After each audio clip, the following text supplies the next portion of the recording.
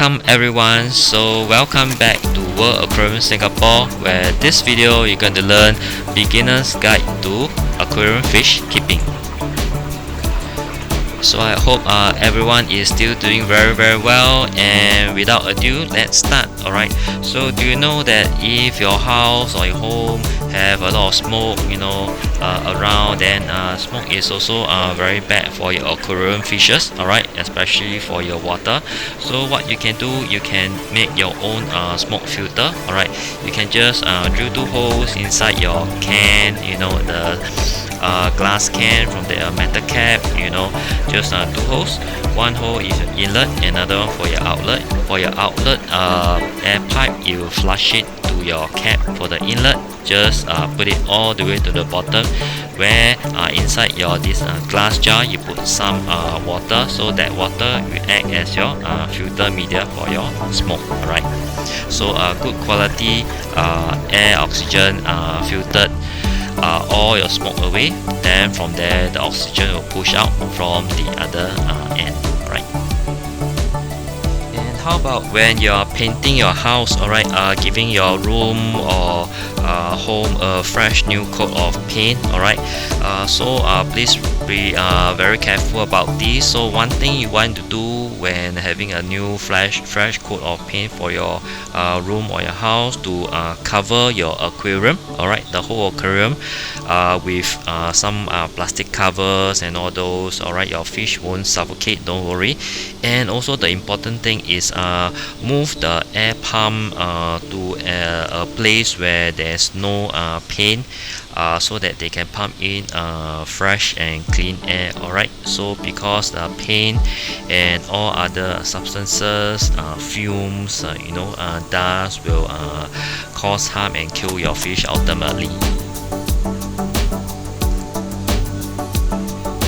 And do you know that if you have like insecticides, those spray cans and other like spray paint and all those can spraying stuff, alright, in your home, alright, so those tiny droplets can enter your aquarium tank directly via your air pump and other filtration system. Alright, so be really careful. So if you accidentally spray something on your pump or your filter media, quickly do a 50% change or 60 or 70% change as necessary. Alright, then you need to change your filtration, and maybe you can use a carbon filtration, alright, to remove or to prevent all these aerosol spray from going inside to your aquarium fish tank. Alright,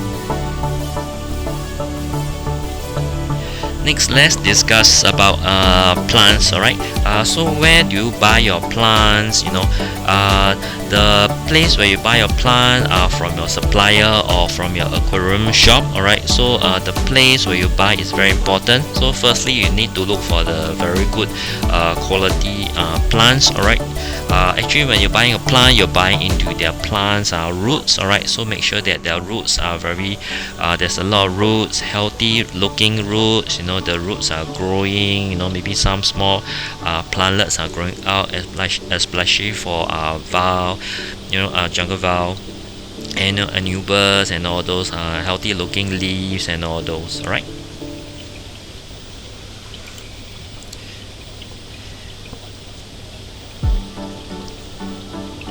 and also after you have brought your plants home, alright, so how do you handle them? Alright, so most plant in Singapore, they'll give you a plastic bag plus some wrapping on the roots. Alright, so if you have a spare tank, a spare bucket, make sure that the water you put them are mature water. Please don't use like chlorinated water. Alright, and also it's best to have a simple water flow filter to keep the water moving. Alright, so to keep the plant healthy and let them customize to your water aquarium. Alright, so plants they also need to settle down. Right, so give them some time, so some of their leaves might so-called melt. Alright, melt away, then you can see new plants coming up. But the most important thing is if you see new roots shooting out, alright, growing, or regrow, then the plant is healthy, right? And also, how about the sand and the gravel or the soil? Alright, so what I use for the soil is I went to the aquarium. I'm gone buy the soil from aquarium shops. Alright, so I put maybe a very thick layer of soil below first. Alright, so this give the plants nutrients, and also soil will create CO2. Alright, especially if you want to grow low tech plant. Then on top of the soil, a layer of soil, maybe you put another layer of gravel. Alright, the gravel will prevent all the CO2 from escaping out from the soil. Alright, and the nutrients will slowly seep into the water and in for the plants. Yeah, this for the low tech plant setup. Alright. So when given a choice to buy a small plant or a big plant, a big mature plant, alright, so which plant should you be buying from the shop? Alright, so if you have a big enough tank, the ideal thing is to buy the mature big plant. Alright, so why do you say that? Is because the mature big plant has already established roots and is stronger. Alright, so as it is mature, and it can most likely be more healthy. Alright, look for signs of new shoots growing out, so it can also mature plants can handle more variety of water condition. Alright, so inversely it's true for a new small mini plant, right? Unless your water condition is very stable. Alright, small plant tends to like maybe take some time to mature and grow stronger. Alright, so yeah, so if you can, and if you can afford, then buy a bigger plant. Alright, thanks. And also, if you are trying to start a low-tech tank like myself, you know, you might want to buy many different type of plants. Alright, so of course before that you need to do your due diligence, just like, you know, search, like see which type of plant don't need as much CO2. Alright, so from there you can just after you have put in the soil and the gravel, then after that you can just plant in all the plants inside your tank, you know, then have a simple water flow. So plants do not need so much of a water flow. Alright, so because that if your water flow is too huge or too bubbly, then all your CO2 will escape. And you know, plants, as you know, need CO2 as one of their nutrients for their photosynthesis. The more CO2 they have inside your water, the more luscious and beautiful they will grow. Alright, so as for low-tech plant, we don't use injection of CO2. Alright, CO2 are mainly gotten by from the food flakes, the soil, the gravel, you know, from the natural circulation, you know, of the water, etc. Yeah. And also you might think, is it a good idea to get both emerged, that means plants which grow above water, or submerged plant that grows inside the water? The answer is simple, yes. Alright, so it is very good actually to have both type of plant, emerged and submerged plant. Alright, so example like duckweed and all other some of the arrowheads and all those which can grow emerged, you know, above the water.